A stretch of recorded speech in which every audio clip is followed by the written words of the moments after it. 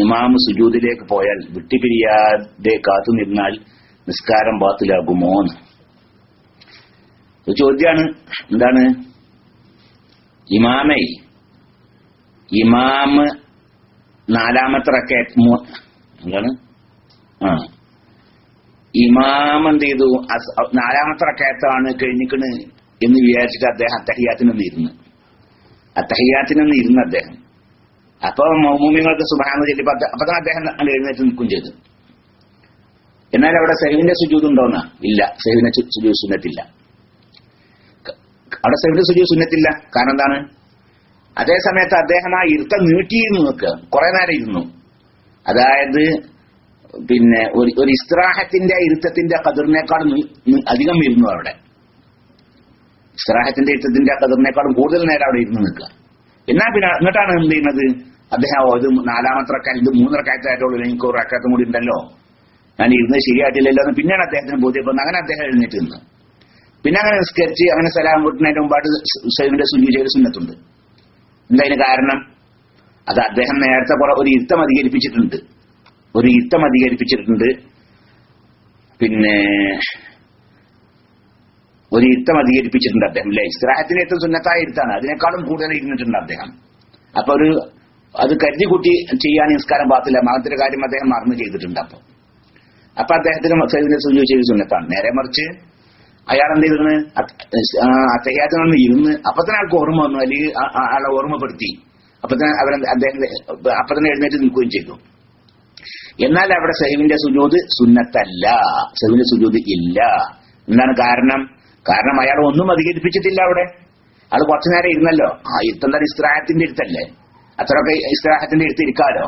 അപ്പൊ അദ്ദേഹം ഒരു ഇരുത്തവും ഒന്നും അവിടെ അധികരിപ്പിച്ചിട്ടില്ല. അതുകൊണ്ട് തന്നെ അവിടെ സഹ്വിന്റെ സുജൂദ് സുന്നത്തില്ല. പക്ഷെ ഈ ഇമാം എന്ത് ചെയ്തിട്ടുണ്ട്? സഹ്വിന്റെ സുജൂദ് ചെയ്തു അയാള്. അപ്പൊ ഇനി മൗമൂമായ ഞാൻ എന്താ ചെയ്യേണ്ടത് എന്നാണ്. മൗമൂമായ നിങ്ങൾക്ക് സഹ്വിന്റെ സുജൂദ് ചെയ്യാം, അവിടെ നിങ്ങൾക്കും സഹ്വിന്റെ സുജൂദ് ചെയ്യാം. എന്താ? അപ്പൊ അയാള് കരുതി കൂട്ടി അയാൾക്ക് സുന്നത്തില്ലാത്ത 2 സുജൂദ് ചെയ്യുമ്പോൾ നിസ്കാരം ബാത്തിലാവൂലേ? അല്ലേ? അയാൾ സഹ്വിന്റെ സുജൂദ് ചെയ്ത് സുന്നത്തില്ലല്ലേ അയാൾക്ക്? പിന്നെ അയാളെന്തിനെ വെറുതെ സുജൂദ് അധികരിപ്പിക്കാൻ പറ്റുമോ? നിസ്കാരം ബാത്തിലാവൂലേ? അതിപ്പോ അദ്ദേഹം കരുതി കൂട്ടി പിന്നെ ബാത്തിലാവുന്ന രീതിയിലുള്ള സുജൂദാണെന്ന് ഉള്ള കാര്യങ്ങൾക്കറിയില്ല. അയാൾ ആ സുജൂദ് ചെയ്യുന്നതേ, ഇമാം ആ സുജൂദ് ചെയ്യുന്നത് ചിലപ്പോൾ നിങ്ങൾ അറിയാത്ത വല്ല സംഭവം ഇമാമിന്റെ അടുത്ത് സംഭവിച്ചിട്ടുണ്ടാവും. അതിന്റെ പേരിലായിരിക്കും ഇമാം സുജൂദ് ചെയ്യുന്നത്, സഹ്വിന്റെ സുജൂദ്. ഇമാം സഹ്വിന്റെ സുജൂദ് ചെയ്താൽ നിങ്ങൾക്ക് എന്ത് വേണം? നിങ്ങൾ സഹ്വിന്റെ സുജൂദ് ചെയ്യണം. നിങ്ങൾ അറിയാത്ത ഒരു വിഷയം ഇമാമിന്റെ അടുത്ത് ഉണ്ടായിട്ടുണ്ടാവാം. അതുകൊണ്ടായിരിക്കാം ഇമാം സുജൂദ് ചെയ്യുന്നത്. ഒന്നുകിൽ അങ്ങനെയാവാം, അതല്ലെങ്കിലോ ഇമാം സുജൂദ് ചെയ്യുന്നത് പിന്നെ ഈ വിഷയത്തിന് വേണ്ടി തന്നെ ആയിരിക്കാം. പക്ഷെ അദ്ദേഹം മറന്ന് സുജൂദ് ചെയ്തതാണ്. അദ്ദേഹം എന്താണ്? മറന്ന് സുജൂദ് ചെയ്തതാണ്. എന്നാലോ അപ്പോഴും നിസ്കാരം ബാത്തിലാവില്ലല്ലോ. അപ്പോഴും ആളുടെ നിസ്കാരം ബാത്തിലാവില്ല. ഇമാമ് ചെയ്യുന്നത് തെറ്റാണ് എന്ന് ഉറപ്പുണ്ടെങ്കിലേ ആ വിഷയത്തിൽ അയാൾ തുടരാൻ പറ്റാത്തുള്ളൂ. അപ്പൊ അയാൾ സുജൂദ് ചെയ്തത് വേറെ വിഷയത്തിന് വേണ്ടി ആവാം. അയാൾ ഇമാമിന്റെ അടുത്ത് സംഭവിച്ച സംഭവത്തിന് വേണ്ടിയായിരിക്കും. അത് നിങ്ങൾക്ക് അറിയുകയില്ല, അതേ ഉള്ളൂ. എല്ലാം ശരി, ഇമാം സുജൂദ് ചെയ്താൽ നിങ്ങൾ സുജൂദ് ചെയ്യണം. അതല്ല എങ്കിൽ നേരെ മുഫാറഖത്തിന് നിയ്യത്ത് വെക്കണം. രണ്ടാലൊരു മാർഗ്ഗമേ ഉള്ളൂ. ഇമാം സുജൂദിലേക്ക് പോവുകയാണെങ്കിൽ നിങ്ങൾ മുഫാറഖത്തിന് നിയ്യത്ത് വെക്കുക, എന്നിട്ട് നിങ്ങൾ സലാം കിട്ടുക. അല്ലെങ്കിലോ നിങ്ങൾ ഇമാം സുജൂദ് ചെയ്താൽ നിങ്ങൾ സുജൂദ് ചെയ്യുക. അതുകൊണ്ട് നിങ്ങളുടെ നിസ്കാരം ബാത്തിലാവുകയില്ല. കാരണം ഇമാം സുജൂദ് ചെയ്യുന്നത് എന്തിനാണെന്ന് നിങ്ങൾക്ക് അറിയുകയില്ലല്ലോ. അപ്പൊ മുഫാറഖത്തിന് നിയ്യത്ത് വെച്ചാൽ പിന്നെ എന്താ നല്ലത്? മുഫാറഖത്തിന് നിയ്യത്ത് വെച്ചാൽ പിന്നെ നല്ലത് ഇമാം സലാം വീട്ടി കഴിഞ്ഞ ശേഷം സലാം വീട്ടിലാണ് നല്ലത്. മുഫാറഖത്തിന് നിയ്യത്ത് വെച്ച് അവിടെ ഇരിക്കുക, ഇമാമിനെ പ്രതീക്ഷിച്ചുകൊണ്ട് ഇമാം സലാം വീട്ടി കഴിഞ്ഞ ശേഷം സലാം വിട്ടുക. പിന്നെ ഞാൻ സലാം വിട്ടും ചെയ്യാം. അസ്സലാമു അലൈക്കും. വലൈക്കും അസ്സലാം വറഹ്മത്തുള്ളാഹി. ഞാൻ മുഹമ്മദ് സാദിഖ്, ദുബായ്. ഈ ആടെ പേരുകൾ വെക്കേണ്ടതില്ല എന്നാണ് തോന്നുന്നത്. ചിലപ്പോൾ ഞാൻ വായിക്കൂലെന്ന് കരുതിയിട്ടായിരിക്കും. ഞാനത് വായന തുടങ്ങിയ ശേഷിക്കാരം ഉള്ളോ, പിന്നെ അതറിയാം. ഉസ്താദ്, ഞാനൊരു ചെറിയ ഒരു വീട്, അത്ര പ്രശ്നമുള്ള കാര്യമൊന്നുമല്ലല്ലേ, നിർമ്മാണം തുടങ്ങി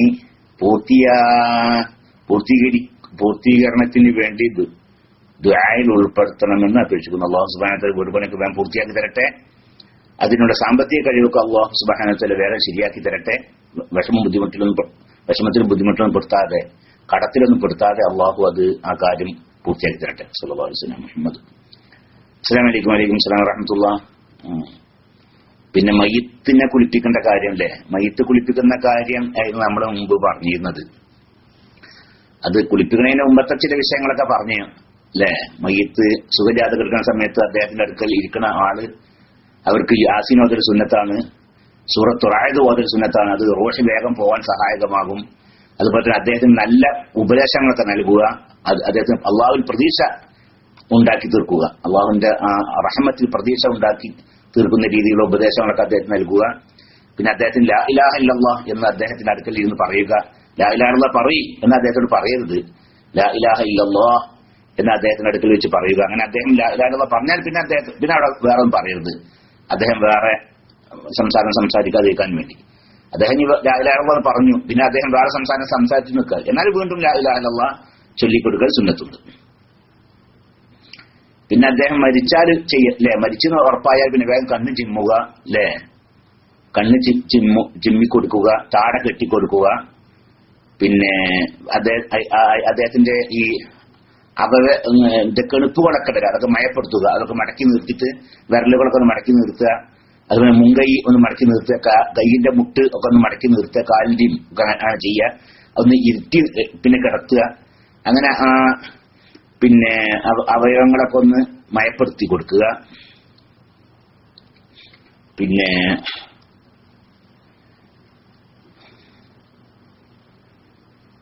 പിന്നെന്താ വേണ്ടത്? പിന്നെ ഒരു ഉയരമുള്ള സ്ഥലത്താണ് കിടത്തേണ്ടതെന്ന് പറഞ്ഞു. പിന്നെ ഒന്നുകിൽ കിഴക്ക് ഭാഗത്തേക്ക് തല വെച്ചുകൊണ്ട് പടിഞ്ഞാറ് ഭാഗത്തേക്ക് കാല് വെച്ചുകൊണ്ട് അങ്ങനെ കിടത്തുക, മലർത്തി കിടത്തുക. അതല്ലെങ്കിൽ ചെരിച്ചു കിടത്തുക, വടക്ക് ഭാഗത്തേക്ക് തല വെച്ചുകൊണ്ട് തെക്ക് ഭാഗത്തേക്ക് കാല് വെച്ചുകൊണ്ട് ചെരിച്ച് കിബിലിന്റെ ഭാഗത്തേക്ക് മുൻഭാഗമാക്കിക്കൊണ്ട് ചെരിച്ചു കിടത്തുക. ഏതെങ്കിലും രീതിയിലാണ് കിടത്തേണ്ടത്, അതൊക്കെ നമ്മൾ പറഞ്ഞിരുന്നു. ഇനി പിന്നെ ഒരു വസ്ത്രം കൊണ്ടില്ലേ, കൂടുതൽ കട്ടിയില്ലാത്തൊരു വസ്ത്രം കൊണ്ട് മയ്യിത്ത് ആകെ മൂടണം എന്നും പറഞ്ഞു. അത് പാറാതിരിക്കാൻ വേണ്ടി അതിന്റെ രണ്ട് തലയും, ഒരു തല കാലിന്റെ താഴ്ഭാഗത്തും ഒരു തല പിന്നെ തലന്റെ താഴ്ഭാഗത്തേക്കും തിരികെ വെക്കണം എന്നും പറഞ്ഞിരുന്നു. ഇനിയിപ്പോ എന്താണ്, അത് നേരം ചെല്ലപ്പോ അത് കൂടുതൽ പിന്നെ മറ്റേ ലൈവ് വന്ന അവർക്ക് ഇവിടെ അവിടെ ഇല്ലേ, ഇന്ന് ലൈവില്ലേ, ബാക്കിയുള്ള ഭാഗമില്ലേ? ഇന്ന് വേറെ ലൈവൊക്കെ ഉണ്ട് കേട്ടാ. ഇന്ന് വേറെ ലൈവൊക്കെ ഉണ്ട്. ഇൻഷാ അല്ലാഹ് ബഹുമാനപ്പെട്ട ഗഫൂർ ഉസ്താദ് വിവരം അറിയിക്കും. പിന്നെ വളവന്നൂർ ഭാഗത്തുനിന്നുള്ള ലൈവ് ഉണ്ട്, ഏതാണ് അറിയില്ല, ഏതായാലും ചില ഉസ്താദ് വിവരം അറിയിക്കും. അപ്പോ വളരെ പ്രധാനപ്പെട്ട ലൈവുകളൊക്കെ ഇന്ന് വരാനിരിക്കുന്നുണ്ട്.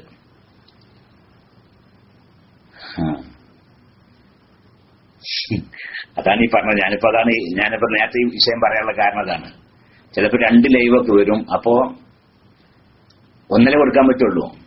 അപ്പൊ അതിന്റെ ലൈവ് ടീം അതിന്റെ മസ്ലഹത്ത് ആലോചിച്ചിട്ടൊരു തീരുമാനം എടുക്കുക. അപ്പൊ ഇനി മറ്റേ ആൾക്കാർക്ക് അതിലെന്ത് ഉണ്ടാകരുത്, വരെ വിഷമം ബുദ്ധിമുട്ടുകൾ ഉണ്ടാകരുത് എന്ന് മനസ്സിലാക്കാൻ വേണ്ടിയപ്പോ ഞാൻ നേരത്തെ സംഭവം പറഞ്ഞത്. അത് നല്ലൊരു സന്ദർഭം കിട്ടിയപ്പോൾ പറഞ്ഞാണ്. പിന്നെ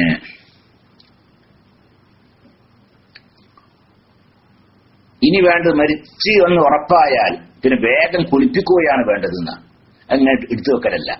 ആ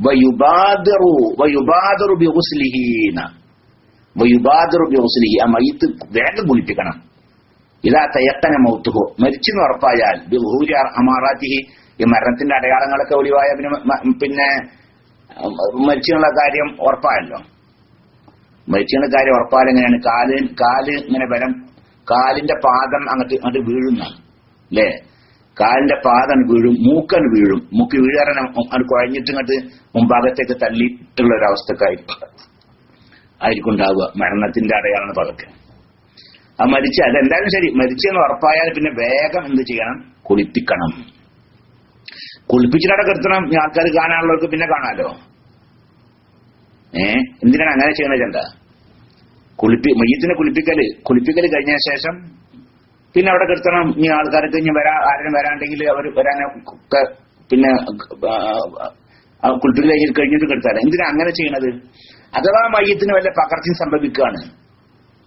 ചില ആളുകൾക്ക് ചില ആളുകൾ മരിച്ച വേഗം മാറ്റം വരും, കളർ മാറ്റം, അത് വാസന വ്യത്യാസം ഒക്കെ വരും. അപ്പൊ അങ്ങനെ സംഭവിക്കുകയാണെങ്കിൽ പെട്ടെന്ന് എന്ത് ചെയ്യുക, കഫൻ ചെയ്തിട്ടാണ്ട് കൊണ്ടിട്ട് ആണ് മറക്കാലോ, പെട്ടെന്ന് ആണ് മൂടാൻ വേണ്ട മയ്യത്ത് സ്കെച്ചിൽ മറക്കാലോ. നേരെ മറിച്ച് അങ്ങനെ കെടുത്തി അങ്ങനെ ഈ മാറ്റൊക്കെ വന്ന് അപ്പൊ ഇതിനെ കുളിപ്പിക്കാനൊക്കെ നോക്കുമ്പോൾ സമയം വൈകും. അപ്പൊ ആദ്യം തന്നെ വേഗം കുളിപ്പിക്കുക, അത് നല്ലതാ. ويبادر بغسله إذا تيقن موته بظهور أماراته.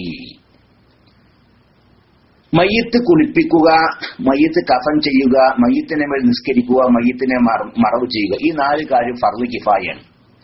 ഒരു രാജ്യത്ത് ഒരാൾ മരിച്ചാലേ, ഒരു മുസ്ലിമായ മനുഷ്യൻ മരിച്ചാൽ ആ രാജ്യത്തുള്ള മറ്റു മുസ്ലിങ്ങളുടെ മേൽ ഫർള് കിഫായാണ് എന്ത്?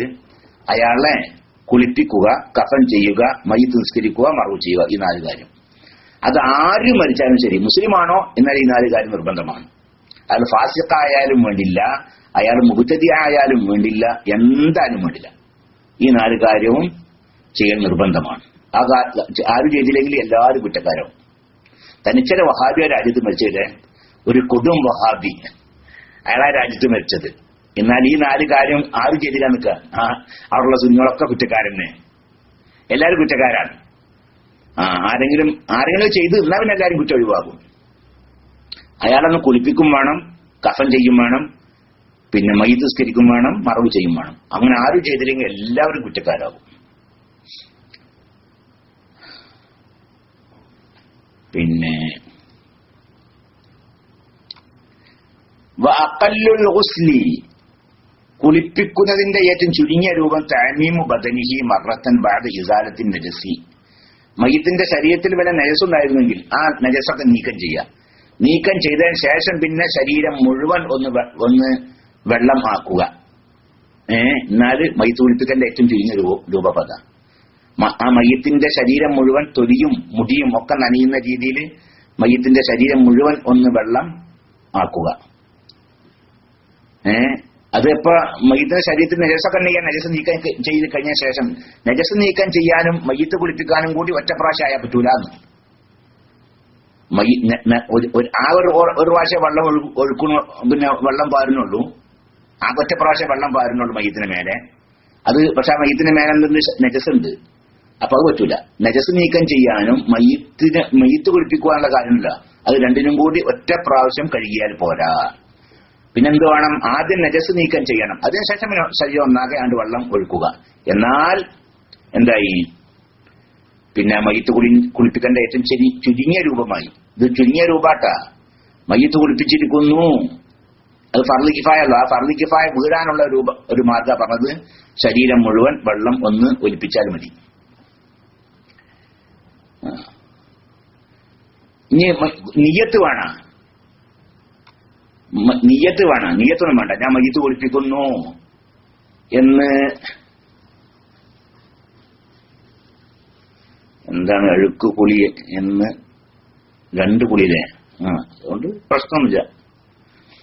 2 കുളിപ്പിന്റെ അങ്ങനെ അത് ആദ്യം മെച്ചോടണം. അതൊരു ഇതേക്കാരം ശരീരം മുഴുവൻ കുളിപ്പിക്കാതെ ആ നജസൊക്കെ ഒന്ന് നീക്കം ചെയ്യാൻ. അതാണ് മയ്യത്ത് 2 പ്രാവശ്യം കുളിപ്പിക്കുക പ്രത്യേക സുന്നത്തൊന്നല്ല. മയ്യത്തിനെ 2 പ്രാവശ്യം കുളിപ്പിക്കാനുള്ള പ്രത്യേകം സുന്നത്തൊന്നുമില്ല, 1 പ്രാവശ്യം കുളിപ്പിച്ചാൽ തന്നെ മതി. ആദ്യം കുളിപ്പിച്ചാൽ പിന്നെ മയ്യത്ത് പിന്നെ കുളിപ്പിക്കൊന്നും വേണ്ട. മരിച്ചതിന് ശേഷം ഒരു കുളിപ്പിക്കൽ നടക്കണം, അത്രേ ഉള്ളൂ. അത് നിയ്യത്തൊന്നും വേണ്ടേനും. ഞാൻ മയ്യത്ത് കുളിപ്പിക്കുന്നു എന്ന നിയ്യത്തോട് കൂടി കുളിപ്പിക്കൊന്നും വേണ്ട. പിന്നെ എന്ത് ചെയ്താൽ മതി? കുളിപ്പിച്ചാൽ മതി. അത് അപ്പൊ കാഫിറാണ് കുളിപ്പിച്ച് നിൽക്കുക, എന്നാലും മതി എന്നാ. കാരണം എന്താണ്? നിയ്യത്തിന്റെ ആവശ്യമില്ല. അതുകൊണ്ട് തന്നെ നീ കാഫിറാണ് കുളിപ്പിച്ചിട്ടുള്ളത്, എന്നാലും പിന്നെ കുളിപ്പിക്കേണ്ടതില്ല. വലാ തജിബു നിയ്യത്തുൽ ഗാസിലി, കുളിപ്പിക്കുന്നവന്റെ നിയ്യത്ത് നിർബന്ധമില്ല. അതിലാ തുഷ്തറു ഫീ സിഹത്തിൽ ഗുസ്ലി എന്നർത്ഥം. കുളി സഹിയാവണമെങ്കിൽ പിന്നെ നിയ്യത്ത് ഷർത്തില്ല എന്നർത്ഥം. അപ്പൊ നീ കാഫിർ കുളിപ്പിച്ചു, എന്നാലും പറ്റും.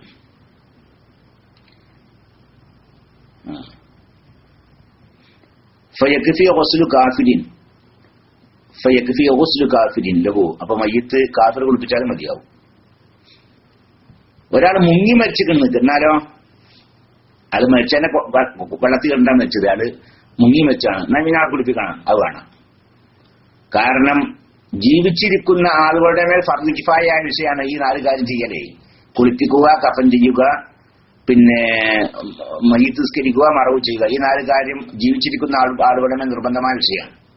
അതുകൊണ്ട് ഒരാൾ വെള്ളത്തിൽ കിടന്ന് മരിച്ചു നിൽക്കുക, എന്നാലും ശരി അയാളൊന്ന് കുളിപ്പിക്കൽ നിർബന്ധമാണ്. അപ്പൊ ഞാൻ ഒരാൾ കിണറ്റിൽ മുങ്ങിയതായിരുന്നു, അയാളെടുത്തുമ്പോ എന്ത് ചെയ്ത് ആ എടുക്കുന്ന ആളെന്ത് ചെയ്ത് ഒന്നുകൂടെ മുക്കി എന്നിട്ട് എടുത്ത് നിൽക്കണ്ട. പിന്നെ കുളിപ്പിക്കൊന്നും വേണ്ട അല്ലേ? കാരണം ജീവിച്ചിരിക്കുന്ന ഒരാൾ കുളിപ്പിച്ചിട്ടുണ്ടോ? കിണറ്റിൽ നിന്ന് എടുക്കുന്ന സമയത്തെ ഒന്നാൾ പിടിച്ച് മുക്കിയിട്ട് ആണ് അയാൾ എടുത്തത്, അത് മതി.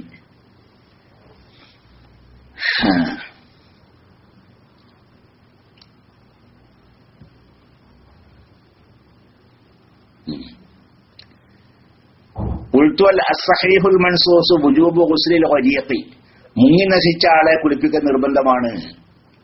കാരണം നാം കൽപ്പിക്കപ്പെട്ടവരാണ്. മയ്യിത്ത് കുളിപ്പിക്കൽ കൊണ്ട് നാം കൽപ്പിക്കപ്പെട്ടവരാണ്.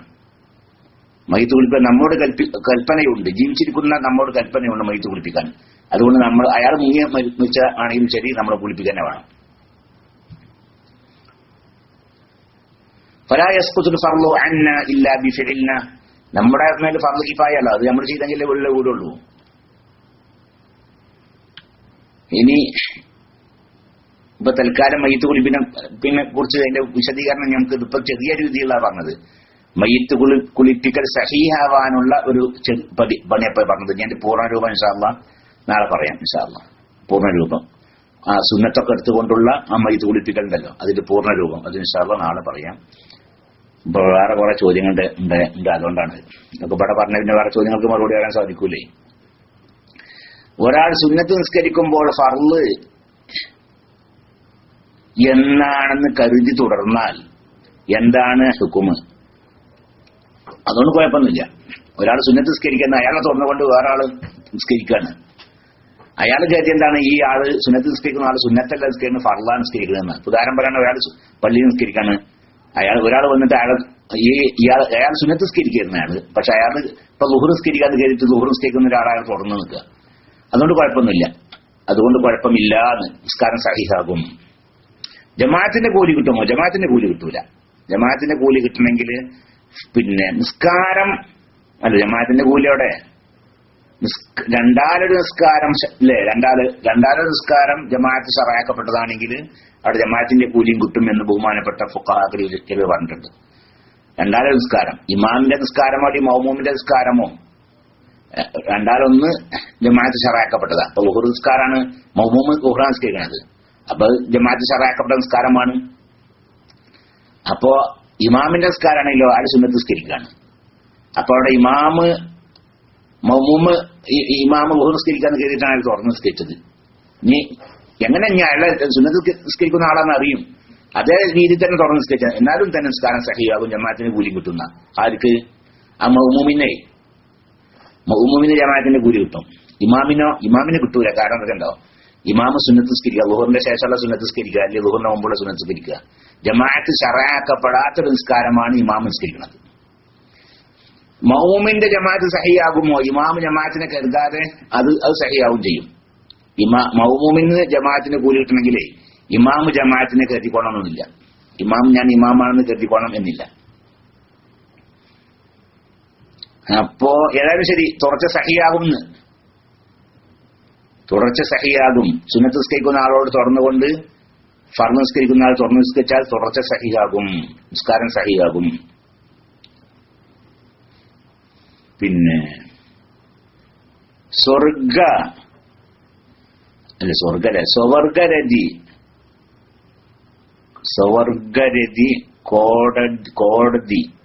കോടതി നിരോധിച്ചിരിക്കുകയാണല്ലോ.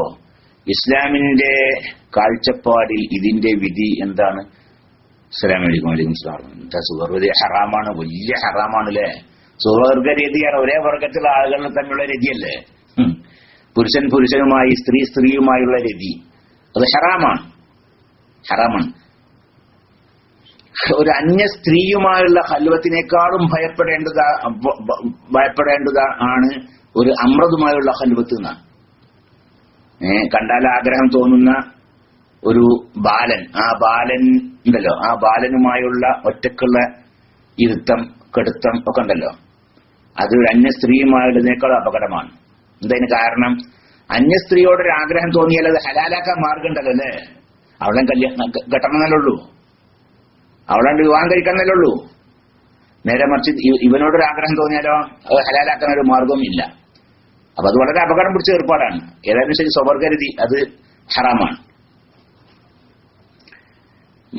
മക്കൾക്ക് സ്വാലിഹായ ഭർത്താക്കന്മാരെ കിട്ടാൻ ദുആ ചെയ്യണം. ഗേൾസ് ആണ്, 2 ഗേൾസ് ആണ്, BScക്കും +1 പഠിക്കുന്നു. ഒരു കുട്ടി BScക്ക് പഠിക്കാണ്, ഒരു കുട്ടി +1 പഠിക്കാണ്. 2 പെൺകുട്ടികളെ തന്നെ ഉള്ളൂ. സാലിഹായ ഭർത്താക്കന്മാരെ കിട്ടാൻ വേണ്ടി ദുആ ചെയ്യാൻ പറഞ്ഞിട്ടുണ്ട് അല്ലാഹു സുബ്ഹാനഹു വ തആല. 2 കുട്ടികൾക്കും അവരെ സ്നേഹിക്കുന്ന പിന്നെ നല്ല സ്വാലിഹീങ്ങളായ സൽസ്വഭാവികളായ അനുയോജ്യരായ ഭർത്താക്കന്മാരെ നൽകി ആ കുട്ടികളെയും ആ കുട്ടികളുടെ കുടുംബത്തെയും അല്ലാഹു സുബ്ഹാനഹു വ തആല സന്തോഷിപ്പിക്കട്ടെ. ആമീൻ. വസല്ലല്ലാഹു അലാ സയ്യിദിനാ മുഹമ്മദ്. എന്താ ഒരു പ്രതികരണമില്ല? ഞാൻ എന്തില്ലേ ഒരു ഒച്ചമൊഴി അല്ല, ഒരു ഇത് കാണുന്നില്ലേ? അസ്സലാമു അലൈക്കും. വലൈക്കും അസ്സലാം വറഹ്മത്തുള്ളാഹി. ഇനി ഭർത്താക്കന്മാരാരും BSc പഠിക്കാൻ കുട്ടിയുണ്ട് കേട്ടാ, ഒരു BSc പഠിക്കാൻ കുട്ടിയുണ്ട് എന്ന്. ഒരു കുട്ടി BSc പഠിക്കാണ്, ഒരു കുട്ടി പിന്നെ +1 ആണ്. അപ്പൊ ഇനി കെട്ടാൻ ആഗ്രഹിക്കുന്ന ആളുകളുണ്ടെങ്കിൽ, അപ്പൊ ഇവിടെ ഇപ്പൊ ആളെ നമ്പറൊന്നുമില്ല അല്ലേ? നമ്പറൊക്കെ ഉണ്ടെങ്കിൽ ലൊക്കേഷനൊന്നും ഇല്ല. ഒക്കെ അങ്ങനത്തെ വരുമ്പോഴല്ലേ അല്ലേ? ഒന്ന് +1 ആണ്, ഒന്ന് BScക്കാണ്. ആയിട്ടൊന്നും അങ്ങനെ വെളിപ്പെടുത്തി തരുന്നില്ല. ഒക്കെ അങ്ങനത്തെ ആലോചന വരട്ടെ, അപ്പൊ പറയാം നമുക്ക്. അങ്ങനത്തെ ആലോചന മൂപ്പര ഭാഗത്തുനിന്ന് അപ്പൊ മുമ്പ് കെട്ടിച്ചു കൊടുക്കാൻ അപ്പൊ തയ്യാറാവും കൂടി വേണ്ടേ? എന്നാലല്ലേ അത് പറയാൻ പറ്റുള്ളൂ. നമ്മൾ അങ്ങനെ ആവശ്യപ്പെട്ടില്ലല്ലോ.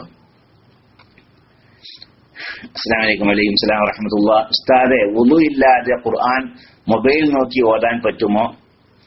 ഖുർആൻ മൊബൈൽ നോക്കി ഓതാൻ ഒന്നും വേണ്ട. ഇനി മുസാഹിഫിലേക്ക് നോക്കി ഓതാനും പിന്നെ വുളു വേണ്ട. മുസാഹിഫ് തൊടാനാണ് വുളു വേണ്ടത് അല്ലേ?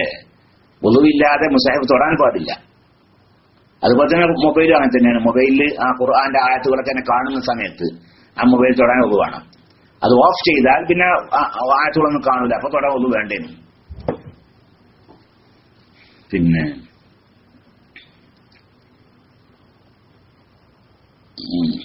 കൂലി കിട്ടുമോ? ഒരാളുടെ ഉപ്പ നിസ്കരിക്കാറില്ല, എത്ര പറഞ്ഞാലും നിസ്കരിക്കുന്നില്ല. നിസ്കരിപ്പിക്കാൻ വല്ല മാർഗവും ഉണ്ടോ? ഒരുപാട് ഉപദേശിച്ചിട്ടുണ്ട്. വല്ല മാർഗങ്ങളും വല്ലതും പടച്ചോനെ വേറെന്താ മാർഗം? കുറെ ഉപദേശിച്ചിട്ടുണ്ടെങ്കിൽ പടച്ചോനോട് ദുആ ചെയ്യാ, ഇനിയും ഉപദേശിക്കാൻ വേറെ എന്താ ചെയ്യാ അല്ലേ? പടച്ചോനോട് ദുആ ചെയ്യാ.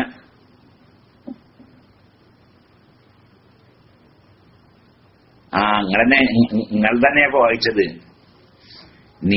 വായിച്ചത് കുട്ടികളെ കെട്ടിക്കാള വിഷയമല്ല, പഠിക്കണ വിഷയേ. കുട്ടികൾക്ക് സാലിഹ്യങ്ങളായ ഭർത്താക്കന്മാരെ കിട്ടാൻ വേണ്ടി ദുആ ചെയ്യാൻ വേണ്ടി അതിനെ വായിച്ചത്. അന്ന് മൈക്ക് എടുക്കാൻ പിന്നീട് പറ്റിയിട്ടില്ല. അല്ല, പിന്നീട് മൈക്ക് എടുത്തുക്കണ് അല്ലേ? മൈക്കെടുത്ത്. പക്ഷേ അന്ന് മറ്റേ ചോദ്യങ്ങൾക്കൊന്നും മറുപടി പറയാൻ പറ്റില്ല. മയ്യത്ത് കുളിപ്പിക്കുന്ന കാര്യം പറഞ്ഞിട്ടപ്പോ നേരം വൈകിപ്പോയി. അതിന് പുറമെ വേറെ ലൈവ് ഉണ്ടായിരുന്നു, അപ്പൊ മൈക്ക് ഒഴിവാക്കി കൊടുക്കേണ്ടി വന്നു. അപ്പൊ ആളുവിടെ ഉണ്ട് എന്ന്. അപ്പൊ ഒരു കുട്ടി BSc പഠിക്കുകയാണ്, എന്ന്. അപ്പൊ അതൊക്കെ എന്റെ ആ ഘട്ടത്തിൽ വരുമ്പോഴല്ലേ, ആ ഘട്ടത്തിൽ വരുമ്പോൾ ഇൻഷാ അല്ലാഹ് നമുക്ക് നോക്കാം. പിന്നെ അദ്ദേഹം ഇപ്പൊ വിവാഹം കഴിച്ചു കൊടുക്കാൻ തയ്യാറുണ്ടോ അല്ലേ എന്നൊക്കെ അറിയണ്ടേ? ആലോചിക്കാന്ന് പറയുന്നത്. ഇൻഷാ അല്ലാഹ് പിന്നെ നമുക്ക് ചർച്ച ചെയ്യാം.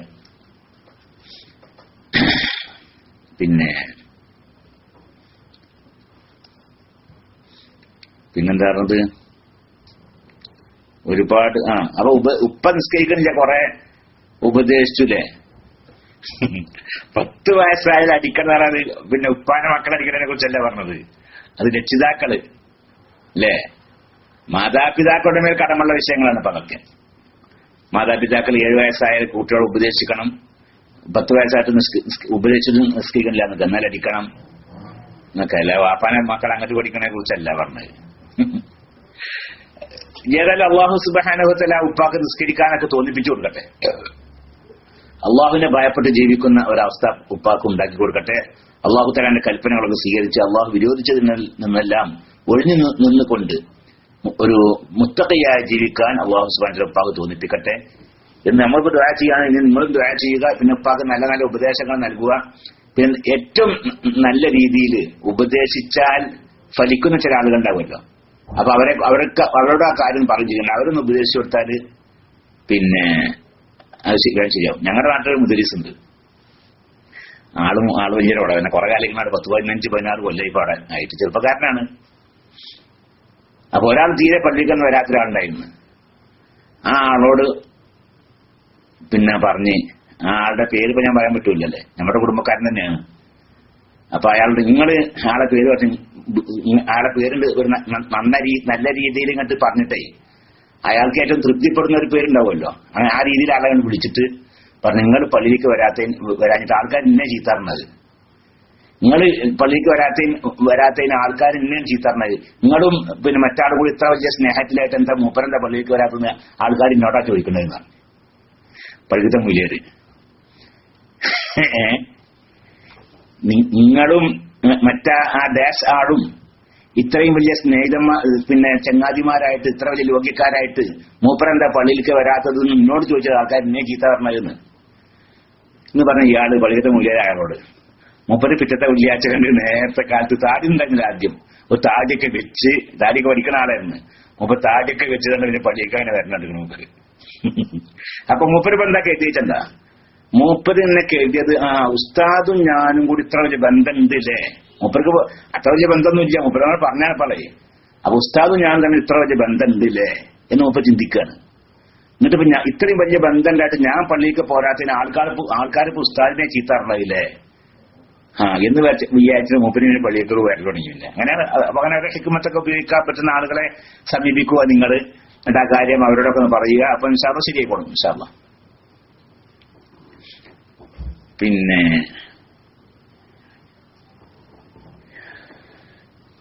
ഇമാം നിസ്കരിക്കുന്നത് ഫർളാണെന്ന് കരുതിയ നേരത്തെ പറഞ്ഞു.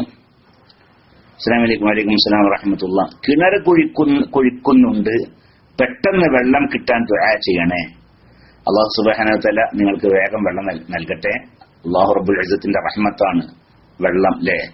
അല്ലാഹു സുബ്ഹാനഹു വ തആല നിങ്ങൾക്ക് ആ കിണറ്റിൽ നിങ്ങൾക്ക് ആവശ്യമായ വെള്ളമൊക്കെ നൽകി റാഹത്തും സന്തോഷവും നൽകട്ടെ. ഖൈറും ബർക്കത്തും അല്ലാഹു തആല പ്രദാനം ചെയ്യട്ടെ. ആമീൻ. സല്ലല്ലാഹു അലൈഹി വസല്ലം മുഹമ്മദിൻ വഅലിഹി വസഹ്ബിഹി അജ്മഈൻ.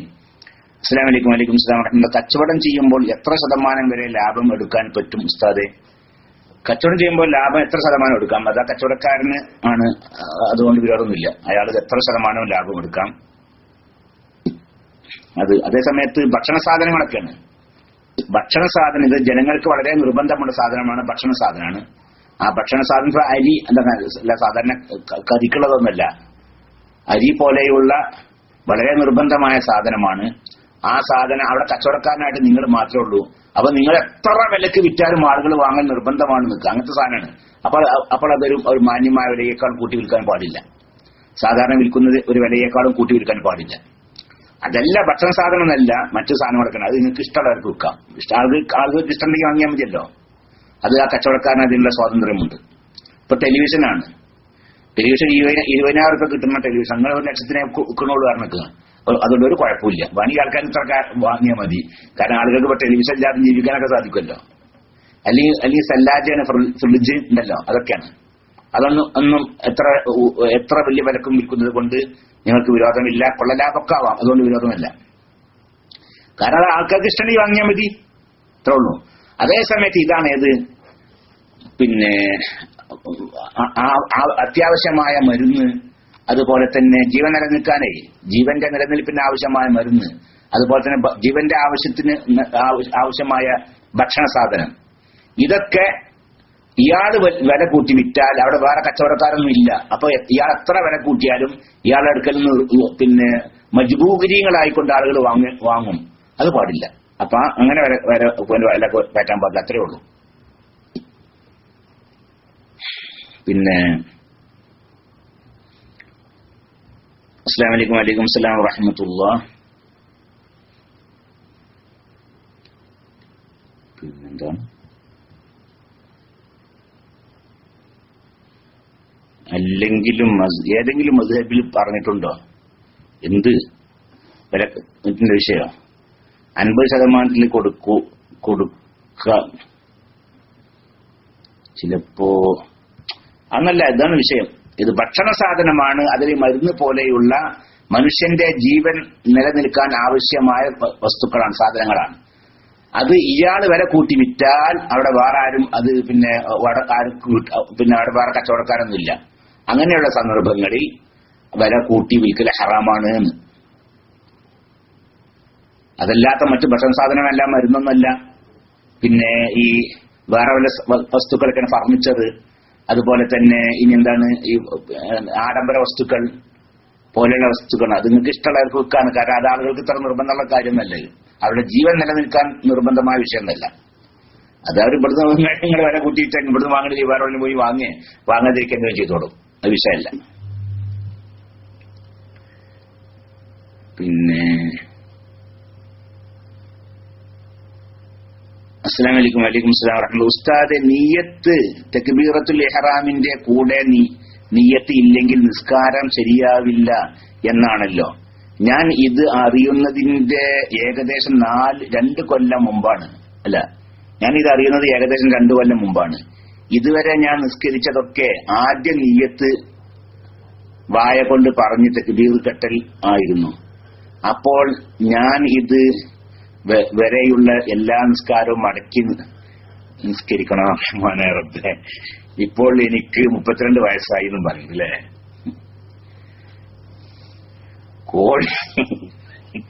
കോഴിമുട്ട വില കൂട്ടി വിൽക്കാൻ പറ്റുന്നതല്ലേ? അത് കോഴിമുട്ട ഒരു ജീവൻ നിലനിൽക്കാൻ ആവശ്യമുള്ള കാര്യമൊന്നുമില്ലല്ലോ അല്ലേ. അതൊക്കെ ചോറുണ്ടാക്കിയിട്ട് അതിന്റെ മേലെ ടേസ്റ്റിന് വേണ്ടിയിട്ട് വിൽക്കാൻ സാധനത്ത് കോഴിമുട്ട അന്ന് ജീവന്റെ നിലനിൽപ്പിന് അത്യാവശ്യമായ കാര്യങ്ങളൊന്നല്ല. അതൊക്കെ അവനതിന്റെ ഇഷ്ടത്തിന് നിൽക്കാം. പിന്നെ അപ്പൊ ഈ നിയ്യത്തെ തക്ബീറത്തുൽ ഇഹ്റാമിനോട് ബന്ധിപ്പിക്കണം. നിയ്യത്ത് എന്റെ തക്ബീറത്തുൽ ഇഹ്റാമിനോട് ബന്ധിപ്പിക്കുക എന്ന് പറഞ്ഞാല് അല്ലാഹു അക്ബർ എന്ന് തക്ബീറത്തുൽ ഇഹ്റാം പറയല്ലോ. ആ സമയത്ത് തന്നെ അവന്റെ മനസ്സിൽ അവൻ കരുതുകയും വേണം. ഏത് 3 കാര്യങ്ങൾ? നിസ്കരിക്കുന്നു, ഫർള് ഇന്നത് എന്നുള്ളത്.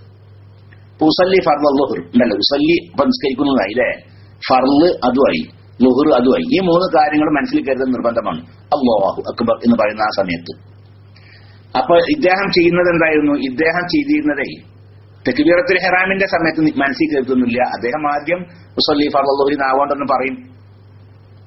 നാവോട് പറയുമ്പോ മനസ്സിലുണ്ടാവുമല്ലോ. അതൊന്നല്ല, തക്ബീറത്തുൽ ഇഹ്റാമിന്റെ സമയത്ത് അങ്ങനെ കരുതിയിരുന്നില്ല. ഇപ്പൊ 2 കൊല്ലമായിട്ട് മുമ്പാണ് ഇത് അറിയുന്നത്. പിന്നെ ഇങ്ങനെ തക്ബീറത്തുൽ ഇഹ്റാമിനോട് ബന്ധിപ്പിക്കണം എന്നുള്ള വിഷയം 2 കൊല്ലം മുമ്പാകുന്നത്. മൂപ്പർക്കാണെങ്കിൽ 32 വയസ്സായി. ഇനിയിപ്പോ ഞാൻ ആ നിസ്കാരമൊക്കെ മടക്കി നിസ്കരിക്കണമെന്നാ? അതൊന്നും വേണ്ട. അതിന് എളുപ്പമാർഗമുണ്ട്. ഇതുവരെയൊക്കെ നിസ്കരിച്ച നിസ്കാരങ്ങളൊക്കെ ഹനഫി മദ്ഹബ് പ്രകാരമാണെന്ന് ഇപ്പൊ മനസ്സിലാക്കിയാൽ മതി. ഹനഫി മദ്ഹബ് പ്രകാരം നിയ്യത്ത് നിസ്കാരത്തിന് ഷർത്താണ്, ഫർളല്ല, ഷർത്താണ്. അപ്പൊ അത് തക്ബീറത്തുൽ ഇഹ്റാമിന്റെ മുമ്പായാലും മതി. ഹനഫി മദ്ഹബ് പ്രകാരം നിയ്യത്ത്. അപ്പൊ അത് ഹനഫി ആ വിഷയത്തിൽ എന്ത് ചെയ്താൽ ഹനഫി മദ്ഹബ് തഖ്ലീദ് ചെയ്താൽ മതി. ഞാനിപ്പോ അങ്ങനെയൊക്കെ വല്ല നിസ്കാരമൊക്കെ സംഭവിച്ചിട്ടുണ്ട്, അതൊക്കെ ഹനഫി മദ്ഹബ് പ്രകാരമാണ് എന്നിപ്പോ അത് മനസ്സിൽ കയറ്റിയാൽ മതി. വേറെ പ്രശ്നമൊന്നുമില്ല. അതിനൊക്കെ പല മാർഗമുണ്ടേ. അല്ലാഹു തആല ദീനല്ലേ. പിന്നെ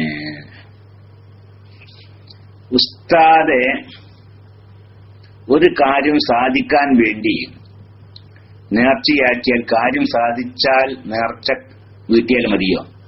അത് മതി. ഒരു കാര്യം സാധിക്കാൻ വേണ്ടി ഇന്ന കാര്യം സാധിച്ചാൽ എന്ന് പറഞ്ഞു. സാധിക്കാൻ വേണ്ടി എന്നല്ല, സാധിച്ചാൽ ഞാൻ ഇന്ന കാര്യം ചെയ്യും അങ്ങനെ ഷർത്താക്കിയതാണ്. എന്നാൽ ആ കാര്യം സാധിച്ചാൽ ചെയ്താൽ മതി. നേരെ മറിച്ച് കാര്യം സാധിക്കാൻ വേണ്ടി ഒരാൾ കാര്യം തീർച്ചയാക്കി വെക്കുക. എന്നാൽ അത് എങ്ങനെയായാലും സാധിച്ചാൽ എന്നല്ല ഒരാൾ കാര്യം തീർച്ചയാക്കി. എന്താ ഉദാഹരണം പറഞ്ഞാൽ ഞാൻ എല്ലാ തിങ്കളാഴ്ചയും എല്ലാ വ്യാഴാഴ്ചയും ഞാൻ നോമ്പ് നിൽക്കാൻ തീർച്ചയാക്കിയിരിക്കുന്നു എന്ന് പറഞ്ഞു. എന്നാൽ എങ്ങനെയാലും നോമ്പ് നിൽക്കണം, എല്ലാ തിങ്കളാഴ്ചയും എല്ലാ വ്യാഴാഴ്ചയും നോമ്പ് നിൽക്കണമാണ്. അതേസമയത്ത് അങ്ങനെയല്ല, എനിക്ക് ഇന്ന കാര്യം നേടിയാൽ ഞാൻ ഇന്ന കാര്യം ചെയ്യാൻ തീർച്ചയാക്കിയിരിക്കുന്നു എന്ന് പറഞ്ഞു. എന്നാൽ ആ കാര്യം സംഭവിച്ചാൽ തന്നെ പിന്നെ വീട്ടിയാലും മതി. നേർച്ച രണ്ടു തരണ്ടേ, ഒരു വിഷയത്തോട് ബന്ധിപ്പിച്ചുകൊണ്ടുള്ള നേർച്ച, വിഷയത്തോട് ബന്ധിപ്പിക്കാതെയുള്ള നേർച്ച. ഒരു വിഷയത്തോട് ബന്ധിപ്പിച്ചുകൊണ്ടുള്ള നേർച്ചയാകുമ്പോൾ ആ വിഷയം സംഭവിച്ചാൽ അത് ആ നേർച്ചക്കട അപ്പം ഊറ്റിയാൽ മതി. അത് സംഭവിച്ചിട്ടില്ലെങ്കിൽ പിന്നെ ആ കാര്യം ചെയ്യും വേണ്ട. അതല്ലാത്ത വേറെ നേർച്ചുണ്ട്, ഒരു വസ്തുവിനോട് ബന്ധിപ്പിക്കാതെയുള്ള ഒരു നേർച്ചുണ്ടല്ലോ, അത് എങ്ങനെയാലും ചെയ്യും വേണം. ഉദാഹരണം പറഞ്ഞാൽ എല്ലാ ദിവസവും ഞാൻ ഒരു ജുസു ഖുർആൻ ഓതാൻ നേർച്ചയാക്കിയിരിക്കുന്നു ഒരാൾ പറഞ്ഞു. എന്നാൽ പിന്നെ എല്ലാ ദിവസവും ഖുർആൻ നേർച്ച, പിന്നെ ഒരു ദിവസം ഓരോ ജുസു ഓതുന്നെ വേണം. നേരെ മറിച്ചാണ് എല്ലാ ദിവസവും ഞാൻ ഓരോ ജുസു ഓതാൻ ഇന്ന കാര്യം നേടുകയാണെങ്കിൽ ഞാൻ എല്ലാ ദിവസവും ഓരോ ജുസു ഓതാന്ന് ആണ് പറഞ്ഞത്. എന്നാൽ ആ കാര്യം നേടിയാൽ ഓതിയാലും മതി. ഉസ്താദെ, ഞാൻ ജിദ്ദയിലാണ്. ഇവിടെ നിന്ന് ഉംറക്ക് പോകുമ്പോൾ നമ്മുടെ റൂമിൽ നിന്നാണല്ലോ ഇഹ്റാം ചെയ്യേണ്ടത്. എന്നാൽ ജിദ്ദയിൽ തന്നെയുള്ള എന്റെ ഒരു സുഹൃത്ത് എന്റെ റൂമിലേക്ക് ഗസ്റ്റ് വരുന്നു.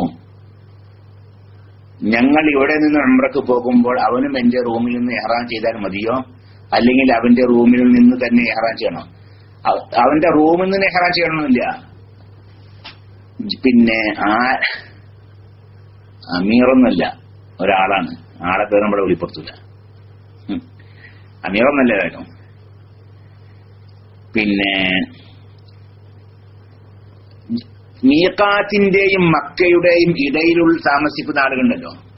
മീഖാത്തിന്റെയും മക്കയുടെയും ഇടയിൽ താമസിക്കുന്ന ആളുകൾ, ഉദാഹരണം പറയുകയാണെങ്കിൽ ഇപ്പൊ കർണുൽ മനാസിൽ ഒരു മീഖാത്താണല്ലേ.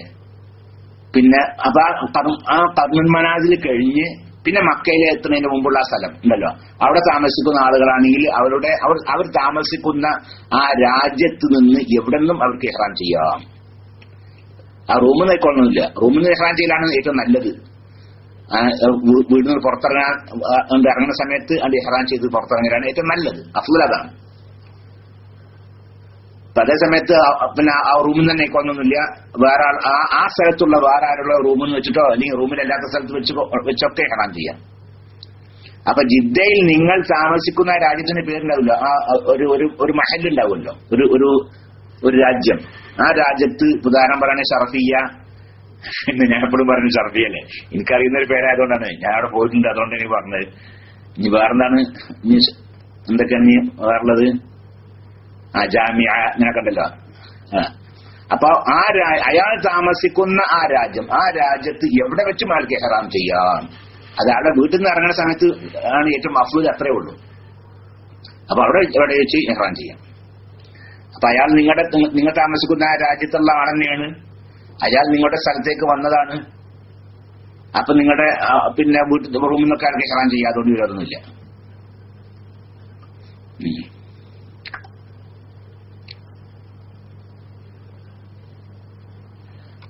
ലോക്കറിൽ വെച്ച ഗോൾഡിന് സക്കാത്ത് കൊടുക്കണോ? ഇടക്കൊന്നും എടുത്താലും പോരെ? എടുക്കണമെന്നൊന്നുമില്ല. ലോക്കറിൽ വെച്ചാലും വേണ്ടില്ല.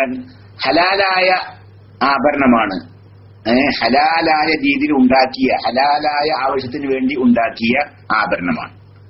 എന്നാൽ അത് ലോക്കറിൽ വെച്ചാലും വേണ്ടില്ല, എവിടെ വെച്ചാലും വേണ്ടിയാണ് സക്കാത്തൊന്നുമില്ല. ഉദാഹരണം പറയുകയാണെങ്കിൽ സ്ത്രീകൾക്ക് സ്വർണ്ണാഭരണം ധരിക്കൽ ഹലാലാണല്ലോ. അപ്പൊ സ്ത്രീകൾക്ക് ധരിക്കാൻ വേണ്ടി ഉണ്ടാക്കിയ ആഭരണമാണ്, എന്നാൽ അതിന് സക്കാത്ത് ഇല്ല. അത് ലോക്കറിൽ വെച്ചാലും വേണ്ടില്ല, വീട്ടിൽ വെച്ചാലും വേണ്ടില്ല, അത് ഉപയോഗിച്ചാലും വേണ്ടില്ല, ഉപയോഗിച്ചില്ലെങ്കിലും വേണ്ടില്ല, ഒന്നും അതിന് സക്കാത്തില്ല.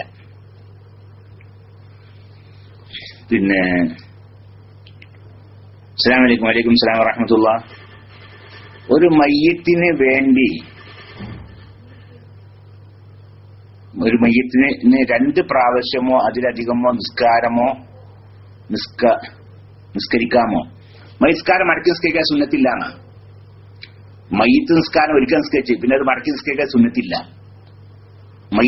അത് മടക്കി നിസ്കരിക്കൽ സുന്നത്തില്ലാത്ത ഒരു വിഷയമാണ്. ഒരിക്കൽ മയ്യത്ത് നിസ്കരിച്ചിരിക്കുന്നത് പിന്നെ വീണ്ടും മടക്കി നിസ്കരിക്കലില്ല എന്ന്. ഇനി ഒരാൾ അതാ നിസ്കരിച്ച് നിൽക്കുക എന്നാൽ യഖഉ നഫലൻ എന്ന് ചിലടത്തൊക്കെ അങ്ങനെ പറഞ്ഞിട്ടുണ്ട്. അങ്ങനെ അത് നഫലായിട്ട് അത് സംഭവിക്കും എന്നല്ലാതെ മയ്യത്ത് നിസ്കരിക്കൽ മടക്കി നിസ്കരിക്കൽ സുന്നത്തില്ലാത്ത നിസ്കാരമാണ്.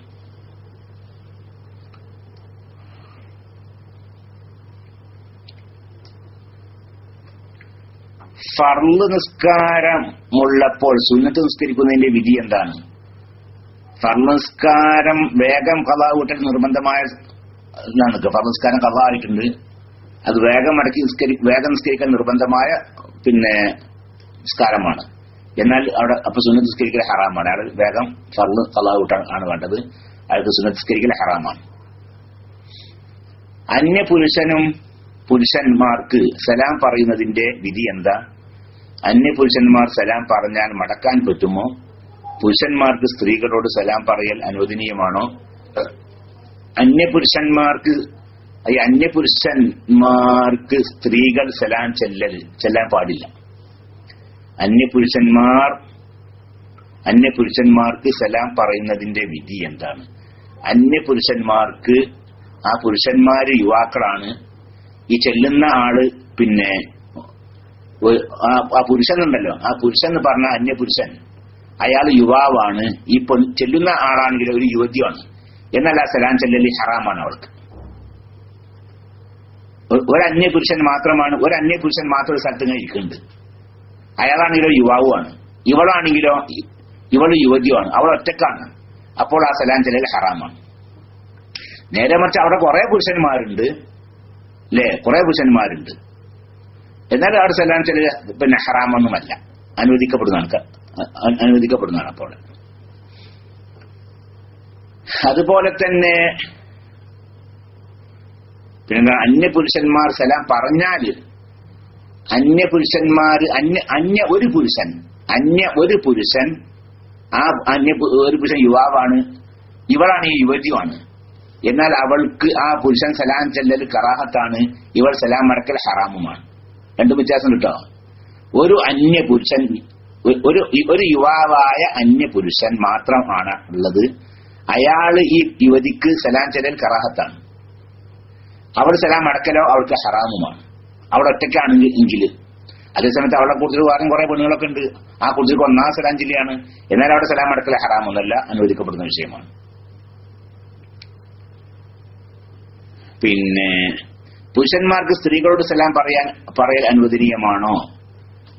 പുരുഷന്മാർക്ക് സ്ത്രീകൾ പറഞ്ഞല്ലോ, കുറെ സ്ത്രീകൾ ഉണ്ടെങ്കിൽ അവർക്ക് സലാം ചെല്ലാം. ഒരു യുവതി മാത്രമാണ് എങ്കിൽ പിന്നെ കറാഹത്താണ്. ഒരു യുവാവാണ്, ഇവളാണെങ്കിൽ ഒരു യുവതി മാത്രമാണ്, അവൾക്ക് സലാം ചെല്ലൽ കറാഹത്താണ്, അവൾ മടക്കൽ ഹറാമുമാണ് പറഞ്ഞല്ലോ. നേരെ മറിച്ച് യുവതി എന്നല്ല, വയസ്സത്യാണ്. എന്നാൽ സാധാരണ പുരുഷന് സലാം ചെല്ലുന്ന അതേ വിധി തന്നെയാണ്. ഒരു വയസ്സത്തിയായ തള്ളയാണ്, കണ്ടാൽ ആഗ്രഹം തോന്നാത്ത തള്ളയാണ്, ആ തള്ളക്ക് സലാം ചെല്ലൽ സുന്നത്താണ്. സലാം ചെല്ലിയാൽ ആ സലാം മടക്കൽ നിർബന്ധവുമാണ്. അവിടെ പുരുഷൻ സലാം ചെല്ലുന്ന പോലെ അതേ വിധി തന്നെയാണ് അവിടെ ഉള്ളത്. അസ്സലാമു അലൈക്കും. വലൈക്കും സലാം വറഹ്മത്തുള്ളാഹി. സ്ത്രീകൾക്ക് ഹൈള് ഉള്ള സമയത്ത് നിക്കാഹ്, കല്യാണം എന്നിവ പാടുണ്ടോ? അതുകൊണ്ട് വിരോധമൊന്നുമില്ല. സ്ത്രീകൾക്ക് ഹൈളുള്ള സമയത്ത് നിക്കാഹ്, കല്യാണം എന്നിവ പാടുണ്ട്. നിക്കാഹ് സഹിയാണെങ്കിൽ അവൾക്ക് ഹൈദില്ലാതിരിക്കണം എന്ന നിബന്ധനയൊന്നുമില്ലാന്ന്. പക്ഷെ ശ്രദ്ധിക്കേണ്ടതുണ്ട്. നിർബന്ധമുള്ള വിഷയം അതൊന്നുമല്ല, പക്ഷെ ശ്രദ്ധിക്കേണ്ടതുണ്ട്. ഒരു കല്യാണ നിശ്ചയമൊക്കെ നടക്കുമ്പോഴേ, ഒരു വിവാഹ നിശ്ചയമൊക്കെ നടക്കുമ്പോ പിന്നെ ഈ കാരണന്മാരാളെ നിശ്ചയിക്കല്ലേ ദിവസമൊക്കെ. അപ്പൊ ആ സമയത്ത് ഇവൾക്ക് ഹൈള് ഉണ്ടാവുന്ന ആ പീരിയഡാണോ എന്ന കാര്യം ഒന്ന് ആലോചിക്കൽ നല്ലത്. അത് ഞാൻ ഈ പറഞ്ഞത് തന്നെ, ഞങ്ങളുടെ കുടുംബത്തിൽപ്പെട്ട ഒരു പെൺകുട്ടിയുടെ കല്യാണമാണ്. ഞങ്ങളുടെ കുടുംബത്തിൽപ്പെട്ട പെൺകുട്ടിയുടെ കല്യാണമാണ്. അപ്പൊ ആ കല്യാണത്തിന്റെ ദിവസം ആലോചിച്ച് നോക്കുമ്പോ ഓരോ കലണ്ടർ അങ്ങോട്ട് കൊണ്ട് നോക്കുകയാണ്. അപ്പൊ എന്റെ ഉപ്പ ഉണ്ടായിരുന്ന അതില് ഉപ്പ ആ കുട്ടിയുടെ എളാപ്പാനെ വിളിച്ച് എന്നിട്ട് ചോദിച്ചു, അവൾക്ക് ആ സമയത്ത് ഇങ്ങനെ ഉണ്ടാകുന്ന സമയത്തൊന്ന് ചോദിച്ചു നോക്കുന്നു.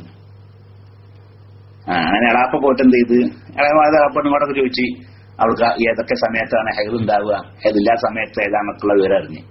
അപ്പൊ അതിനനുസരിച്ചാണ് എന്ത് ചെയ്തത്, കല്യാണ നിശ്ചയം നടന്നത്. അപ്പൊ അത് എപ്പോഴാണ് ചിന്തിക്കണം, അതൊക്കെ ചിന്തിക്കേണ്ട വിഷയമാണ് അല്ലേ. അപ്പൊ ഒക്കെ ചിന്തിക്കേണ്ട വിഷയമാണ്. കല്യാണം കഴിഞ്ഞ് അന്ന് ആദ്യം ഭാര്യയും ഭർത്താവും കൂടി ആദ്യമായി കാണുന്ന ദിവസമാണ്. അന്ന് അവൾക്ക് ഈ രീതിയിലാവുമ്പോഴോ ഒരു വിഷമാണല്ലോ. അപ്പൊ അതില്ലാതിരിക്കാൻ വേണ്ടി എന്ത് ചെയ്യുക, കല്യാണ നിശ്ചയിക്കുന്ന സമയത്തൊക്കെ അതും കൂടി ചിന്തിക്കേണ്ടതുണ്ട്. അന്ന് ഓഡിറ്റോറിയത്തിന് ഒഴിവുണ്ടോ ഇല്ലേ എന്ന് മാത്രമാണ് ഇപ്പൊ അതാണ് ചിന്തിക്കാറില്ലേ. അത് മാത്രമല്ല ചിന്തിക്കേണ്ടത്, ഇത് ചിന്തിക്കേണ്ടതുണ്ട്.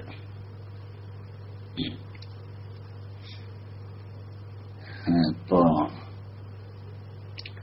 അതായത് നിക്കാഹ് സഹിഹാവാനായി അവൾക്ക് ഹൈദ് ഉണ്ടാവാതിരിക്കണം എന്ന നിബന്ധന ഒന്നും ഇല്ലാന്ന്. ഉസ്താദെ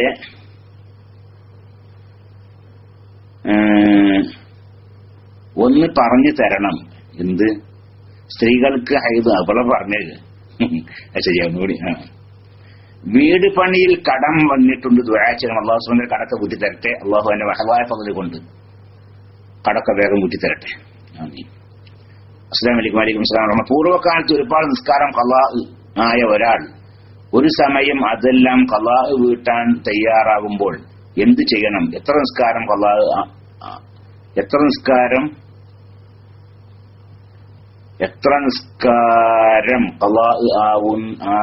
ആവാന്ന് അയാൾക്ക് അറിയില്ല. അത് എപ്പോഴും നമ്മൾ പറഞ്ഞിട്ടുള്ള ഒരു വിഷയമാണ്. അയാൾക്ക് അറിയില്ലെങ്കിൽ അയാൾ കണക്കെടുക്കുന്ന വേണ്ട. അയാളെ എത്ര വർഷമായിട്ടുണ്ട്, അയാൾക്ക് പ്രായപൂർത്തി എത്തിയിട്ട് ഏകദേശം എത്ര നിസ്കാരം അയാൾക്ക് ഖളാ ആയിട്ടുണ്ട് എന്നൊക്കെ ഒരു കണക്കെടുത്തിട്ട് അതൊക്കെ അയാൾ ഖളാ കിട്ടണം. അതായത് അയാൾക്കൊരു ഉറപ്പ് വരണം എന്നർത്ഥം. അയാൾക്ക് തന്നെ ഒരു ഉറപ്പ് വരണം, എന്റെ മേൽ എനിക്ക് നഷ്ടപ്പെട്ടു പോയ നിസ്കാരത്തെ ഞാൻ നിസ്കരിച്ച് പൂർത്തിയാക്കിയിട്ടുണ്ട് എന്ന് അയാൾക്ക് തന്നെ ഒരു ഉറപ്പ് വരണം. അത്രയും അയാൾ നിസ്കരിക്കണം.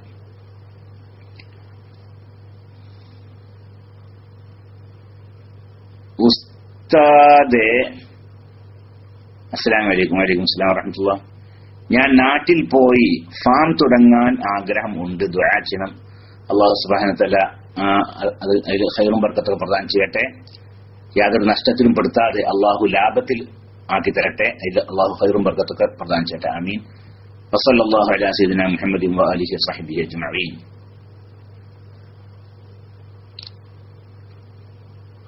മുജാഹിദുകളും എല്ലാ മദ്ഹബിൽ നിന്നും ഉള്ളത് മാത്രമേ ചെയ്യാറുള്ളൂ.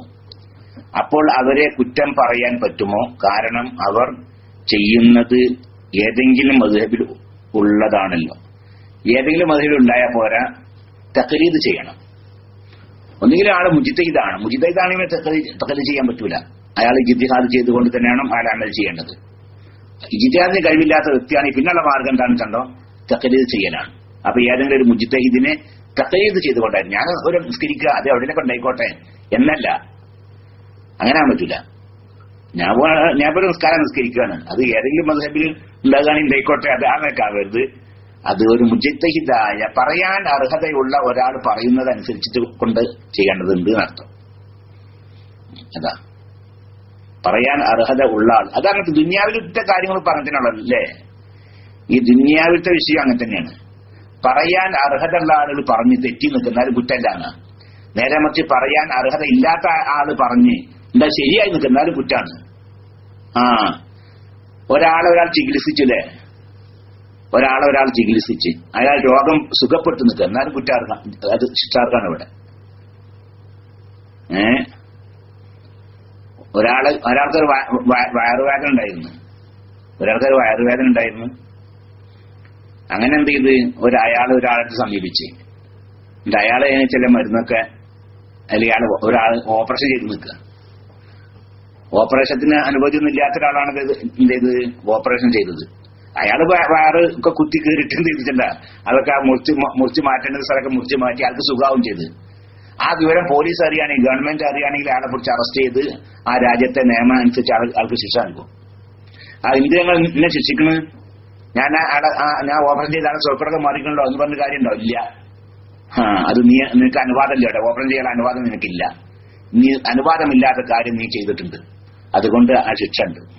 നേരെ മറിച്ച് പിന്നെ ഈ കോഴ്സൊക്കെ പാസ്സായി സർട്ടിഫിക്കറ്റ് ഉള്ള ഒരാളാണ്. അയാൾ ഓപ്പറേഷൻ ചെയ്ത് നോക്കുമ്പോൾ അയാൾ ചങ്ങായി മരിച്ചു, രോഗി മരിച്ചു, എന്നാലും ആൾക്കൊരു കുറ്റമില്ല അല്ലേ? സംഗതി സർട്ടിഫിക്കറ്റ് ഉള്ള ആൾ ഓപ്പറേഷൻ ചെയ്തപ്പോഴേ രോഗി മരിച്ച്, എന്നാലും ആൾ കുറ്റക്കാരനല്ല. എന്താ കാരണം?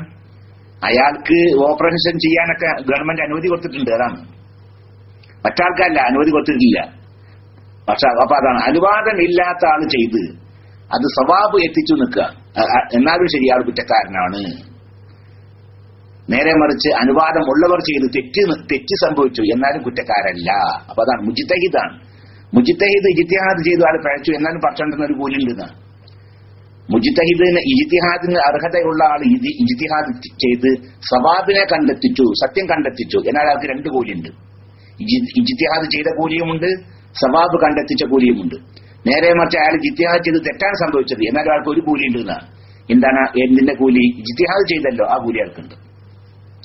നേരെ മറിച്ച് ഇജ്തിഹാദിന് കഴിവില്ലാത്ത ആള് ഇജ്തിഹാദ് ചെയ്ത് കുറ്റകരമാണ്, അപ്പോ അയാൾ അത് പറ്റൂല. അപ്പോ ഇത് വേണം, അർഹത ഉള്ള ആൾ, പറയാൻ അർഹത ഉള്ള ഒരാളുടെ വാക്ക് കേൾക്കണം, എന്നാലേ പത്രം സ്വീകരിക്കുള്ളൂ. പിന്നെ അസ്സലാമു അലൈക്കും. വഅലൈക്കും സലാം വറഹ്മത്തുള്ളാഹ്. നമ്മുടെ നാട്ടിലെ ബെഡ് അത് ബിദ്അത്തുകാരാണ്. ശരി, ബിദ്അത്തുകാർ ശരി ചെയ്യുന്ന കാര്യം ഏതെങ്കിലും മദ്ഹബിൽ അതിനകത്ത് അന്നരപ്പ് ചോദിച്ചത്. അസ്സലാമു അലൈക്കും. വഅലൈക്കും സലാം വറഹ്മത്തുള്ളാഹി. ഉസ്താദെ, കച്ചവടത്തിന്റെ സക്കാത്ത് സാധനത്തിനും കിട്ടാനുള്ള പൈസക്കും മാത്രം കൊടുത്താൽ മതിയോ, അതോ അതുവരെയുള്ള പൈസക്കും കൊടുക്കണോ? മറുപടി PM ചെയ്യുക. ഞാൻ ആ PM ചെയ്യുക എന്ന് പറഞ്ഞിട്ട് മറുപടി PM ചെയ്തിട്ടില്ല അദ്ദേഹത്തിന്. അതിന് കാരണമായി അതൊന്നും പെട്ടെന്ന് PM ഒതുക്കാൻ പറ്റുന്ന വിഷയമല്ല, കുറെ പറയാനുണ്ടല്ലോ അല്ലേ.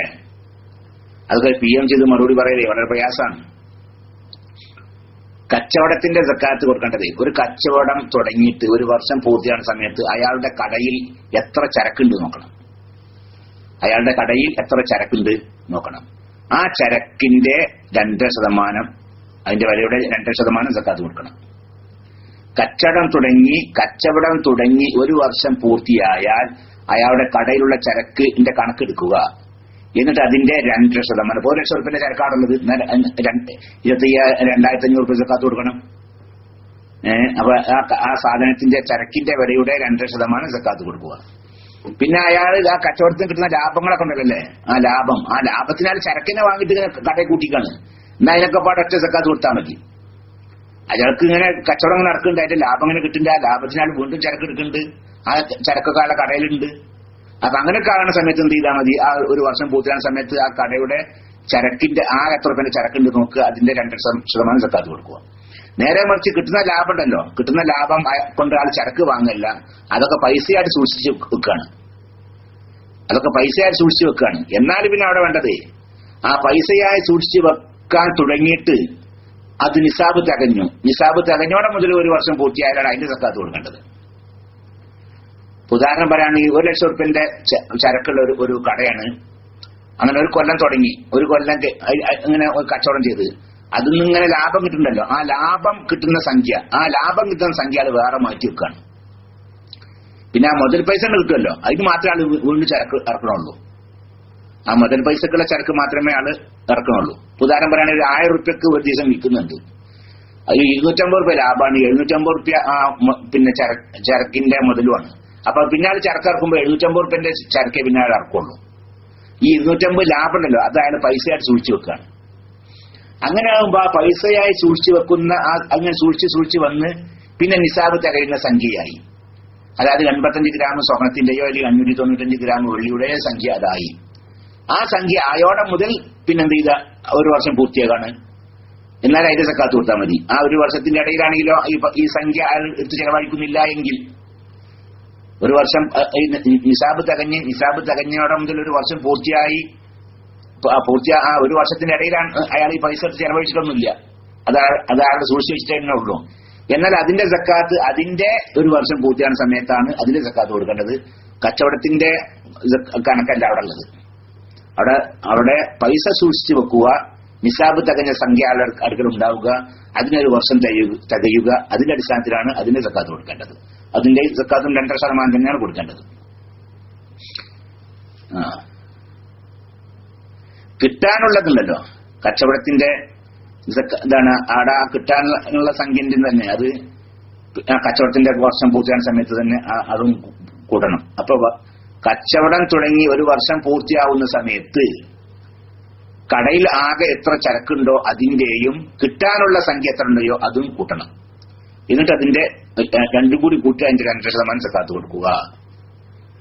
നേരെ മറിച്ച് ലാഭം കിട്ടിയ സംഖ്യ വേറെ വെക്കുകയാണ്, അത് പൈസയായി സൂക്ഷിച്ചു വെക്കുകയാണ് എങ്കിൽ ആ പൈസയായി സൂക്ഷിച്ചു വെക്കൽ തുടങ്ങി ആ സംഖ്യ പിന്നെ നിസാബ് തികഞ്ഞതിന് ശേഷം തികഞ്ഞോടെ മുതൽ ഒരു വർഷം പൂർത്തിയാകുമ്പോഴാണ് അതിന്റെ സക്കാത്ത് കൊടുക്കേണ്ടത്. അതിന്റെ ഈ ഒരു വർഷത്തിനിടയിൽ ആ സംഖ്യ അവനെടുത്ത് ചെലവഴിച്ചിട്ടില്ല എങ്കിൽ, അല്ലെങ്കിൽ നിസാബിനേക്കാൾ താഴെ പോയിട്ടില്ല എങ്കിലാണ് ഞാൻ ഈ പറഞ്ഞത്.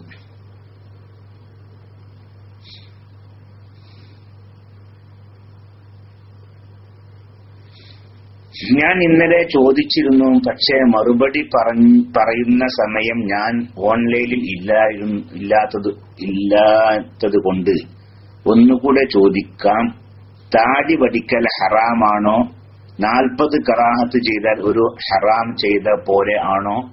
കറാഹത്ത് എത്ര വിധം ഉണ്ട്? ഇതിന്റെ മറുപടി ഒന്ന് വിശദീകരിച്ച് തരുമോ ഉസ്താദേ? താടി വടിക്കൽ മുഅ്തമദായ പ്രബലമായ അഭിപ്രായം അനുസരിച്ച് ഹറാമല്ല, കറാഹത്താണ്. നമ്മുടെ മദ്ഹബില് കറാഹത്താണ്, എന്നാൽ പല മദ്ഹബിലും ഹറാമാണ്. നമ്മുടെ മദ്ഹബിൽ തന്നെ നല്ലൊരു വിഭാഗം ഉലമാക്കളുടെ അഭിപ്രായം ഹറാമാണ് തന്നെയാണ്.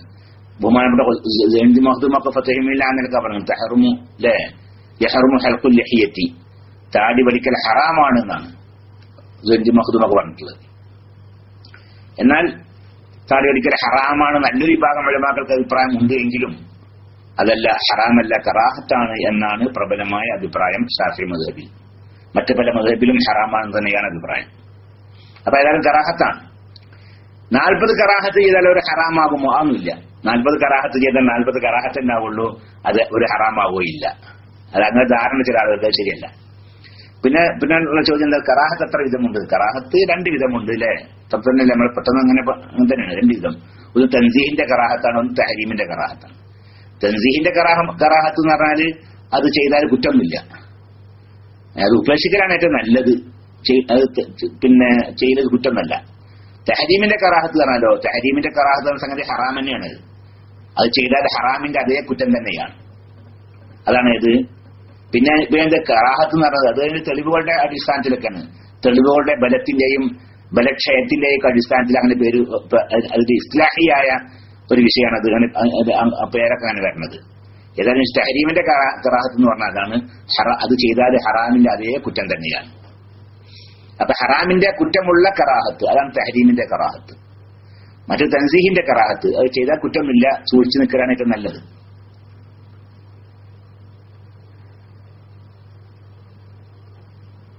പിന്നെ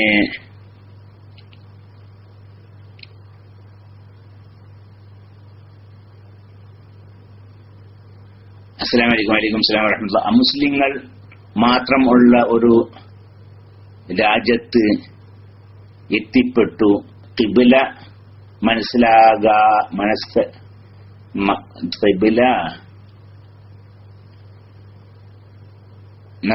ഖിബ്ല നമസ്കാര സമയം എന്നിവ അറിയാതെ വന്നാൽ എന്ത് ചെയ്യും? ഖിബ്ല നമസ്കാര സമയം അറിയാതെ സംഭവിച്ച അവിടെ ഇജ്തിഹാദ് ചെയ്യണമെന്ന്. മുസ്ലിങ്ങൾ മാത്രമുള്ള രാജ്യമാണ്, അവിടെ നിസ്കാര സമയം എത്തിയിട്ടുണ്ട്. ഖിബ്ല ഏതാണെന്നുള്ള കാര്യം എവിടെയെന്ന കാര്യം മനസ്സിലാവുന്നില്ല. ഒരു പള്ളി ഉണ്ടെങ്കിൽ തർക്കമില്ലേ, പള്ളി ഉണ്ടെങ്കിൽ അതിന്റെ മെഹ്റാബ് പിന്നെ ഖിബ്ലയുടെ ഭാഗത്ത് കാണാൻ അങ്ങനെ മനസ്സിലാക്കാം. അതല്ലെങ്കിൽ ചുരുക്കി പറയുകയാണെങ്കിൽ അവിടെ ഖിബ്ല മനസ്സിലാവാത്തൊരു സാഹചര്യം ഉള്ളത്. എന്നാൽ അവിടെ ഇജ്തിഹാദ് ചെയ്യണം. ഇജ്തിഹാദ് ഗവേഷണം ചെയ്തുകൊണ്ട് ഖിബ്ല ഏത് ഭാഗത്താന്ന് കണ്ടുപിടിക്കണം. അങ്ങനെ ഖിബ്ലന്റെ ഭാഗത്ത് കാണുന്ന കണ്ടുപിടിച്ച് നിൽക്കുക, അങ്ങനെ സ്കെച്ച്. എന്നാൽ പിന്നെ നമസ്കാരം മടക്കി നിസ്കരിക്കൊന്നും വേണ്ട. എങ്ങനെ ഗവേഷണം നടത്തല് ഇപ്പോ പിന്നെ ഒരു കാറ്റിന്റെ ഗതി അങ്ങനെ ഉണ്ടാവൂലല്ലേ, ആ പ്രത്യേകമായ സാഹചര്യം, ആ കാലത്ത് കാറ്റിങ്ങനെ അടിക്കുന്നുണ്ട്, അത് ഇന്ന ഭാഗത്തുള്ള കാറ്റാണ്, അല്ലെങ്കിൽ നക്ഷത്രത്തെ നോക്കിക്കൊണ്ട് നിനക്ക് പല നിലക്കും ഖിബില കണ്ടുപിടിക്കാൻ പറ്റുന്ന ഒരു സാഹചര്യമാണ്. ഗവേഷണം നടത്തിക്കൊണ്ട് ഖിബില കണ്ടുപിടിക്കാൻ പറ്റുമെങ്കിൽ ഗവേഷണം നടത്തിക്കൊണ്ട് എന്ത് ചെയ്യണം, ഖിബില കണ്ടുപിടിക്കണം. അങ്ങനെ എന്ത് ചെയ്ത് ഗവേഷണത്തിൽ ഇന്ന ഭാഗത്താണ് ഖിബില എന്ന് നിങ്ങൾക്ക് മനസ്സിലായി, അപ്പോൾ ആ ഭാഗത്തേക്ക് തിരിഞ്ഞ് നിസ്കരിക്കണം.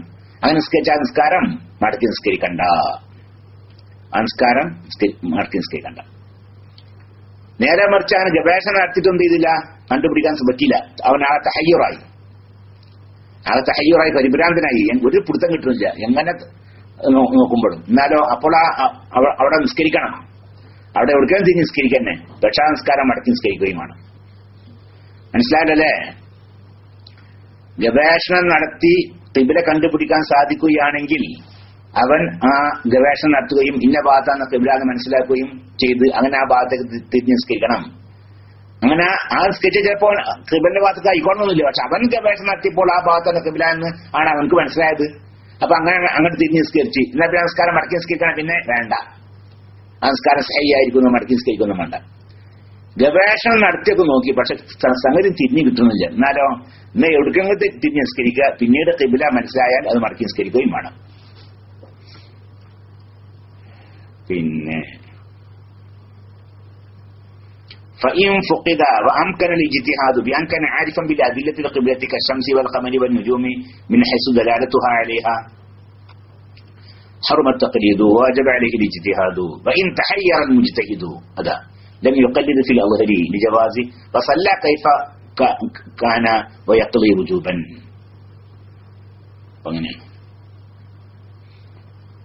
നമസ്കാര ശേഷം 3 സ്വലാത്ത് പ്രത്യേകം സുന്നത്തുണ്ട് എന്ന് വിചാരിച്ചു ചൊല്ലിയാൽ അത് ബിദ്അത്താകും എന്നല്ലേ സമസ്തയുടെ വാദം? ഇത് എങ്ങനെ ബിദ്അത്താകും? ബിദ്അത്താകും തന്നെയാണ്. ഇത് നിസ്കാരത്തിന് ശേഷം അങ്ങനെ 3 സ്വലാത്ത് പ്രത്യേകം സുന്നത്തുണ്ട് എന്ന് എവിടെയും പറഞ്ഞിട്ടില്ല. അതുകൊണ്ട് തന്നെ നിസ്കാരത്തിന് ശേഷം ഒരാൾ സ്വലാത്ത് ഇല്ല എന്ന് കാണും, എന്നാൽ അത് ബിദ്അത്തൊന്നുമല്ല. ഒരാൾ നിസ്കാരത്തിന് ശേഷം 10 സ്വലാത്തല്ലി, അല്ലെങ്കിൽ 3 സ്വലാത്തല്ലി, 100 സ്വലാത്തല്ലി, 50 സ്വലാത്തല്ലി, എത്ര ചൊല്ലി, എന്നാലും അത് ബിദ്അത്തൊന്നുമില്ല. പക്ഷെ അയാൾ ഏതൊക്കെ കാറ്റാണ് നിസ്കാര ശേഷം ഒരു പ്രത്യേക ഇത്ര 3 സ്വലാത്ത് സുന്നത്തുണ്ട്, അല്ലെങ്കിൽ പിന്നെ 10 സ്വലാത്ത് ചെല്ലൽ പ്രത്യേക പുണ്യമുണ്ട് എന്ന് കരുതി ചെല്ലലാണ്, അത് ബിദ്അത്താണ്. അങ്ങനെ ചെയ്യാൻ പാടില്ല. കാരണം അങ്ങനെ ഒരു പ്രത്യേക എണ്ണം നിസ്കാരത്തിന് ശേഷം എത്ര സ്വലാത്തുകൾ അങ്ങനെ വാരിതായിട്ടില്ല. ബഹുമാനപ്പെട്ട സലഫു സാലിഹ്യങ്ങൾ അങ്ങനെ പറഞ്ഞിട്ടില്ല. അപ്പോ നിസ്കാര സമയ ശേഷം ഇത്ര സ്വലാത്ത് ചെല്ലൽ പ്രത്യേകമായ പുണ്യമാണ് എന്ന് കരുതി ചെല്ലൽ ബിദ്അത്താണ്. അതല്ലാത്ത അങ്ങനെ കരുതിയിട്ടൊന്നുമില്ല. അയാൾ ഇപ്പൊ 3 സ്വലാത്ത് ഇല്ല, 5 സ്വലാത്ത് 10 സ്വലാത്ത് ഇല്ലാണ്, അതുകൊണ്ട് വിരോധമില്ല. അതാണ് വലിയ വിഷയം.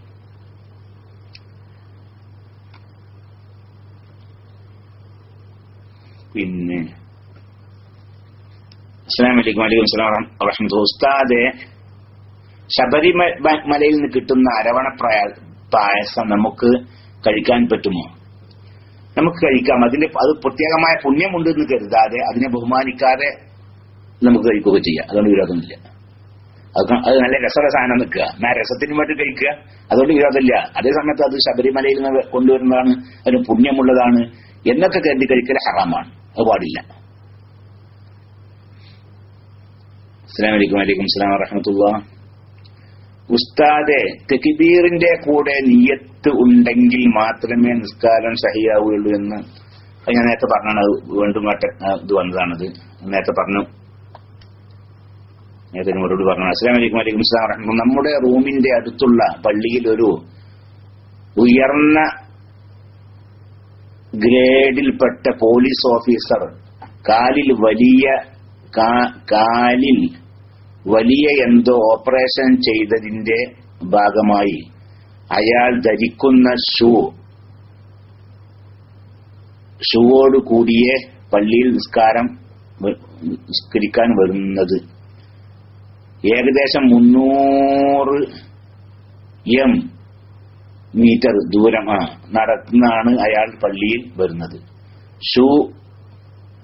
ഷൂ ഒട്ടനോട്ടത്തിൽ കാണാൻ നല്ല വൃത്തിയുണ്ട്. ഇത് അനുവദനീയമാണോ? പള്ളി ഇമാം കണ്ടിട്ടും ഒന്നും പറഞ്ഞില്ല, എന്ത് ചെയ്യണം? ജസാക്കല്ലാഹ്. അതുകൊണ്ട് വിരോധമൊന്നുമില്ല. പള്ളിയിൽക്കേ അതില് നജസില്ല നിൽക്കുക, നജസില്ലെങ്കിൽ ഒറ്റനോട്ടത്തിൽ പ്രശ്നമൊന്നും ചെയ്യാൻ നജസില്ലാത്ത ഷൂ തെച്ചുകൊണ്ട് നിസ്കരിക്കുകയോ ചെയ്യാൻ നിസ്കാരം സഹിയാകും.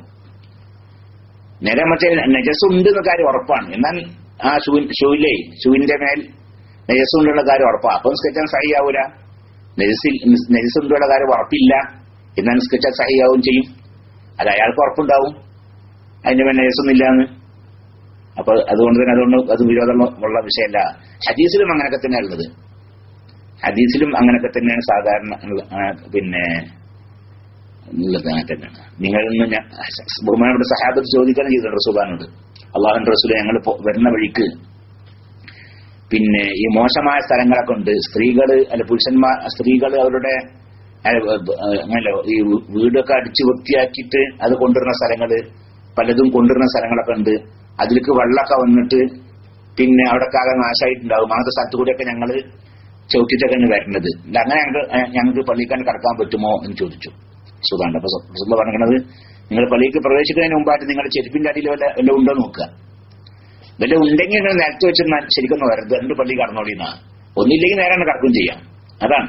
അതൊക്കെ തന്നെ ഉള്ളൂ.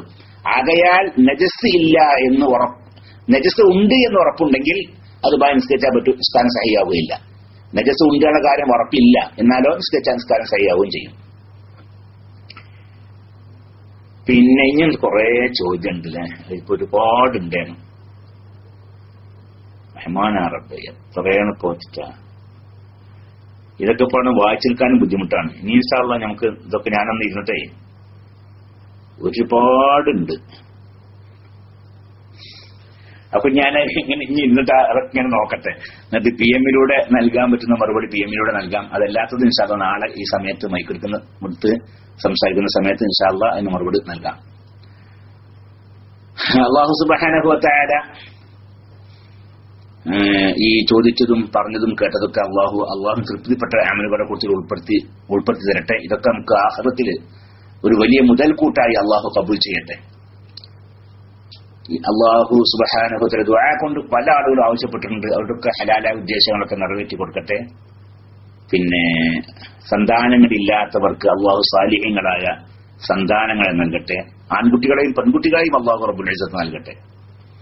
രോഗികൾക്ക് അള്ളാഹു പൂർണ്ണശിഫ നൽകട്ടെ. മരിച്ചുപോയവർക്ക് അള്ളാഹു മഗ്ഫിറത്തും റഹ്മത്തും പ്രദാനം ചെയ്യട്ടെ.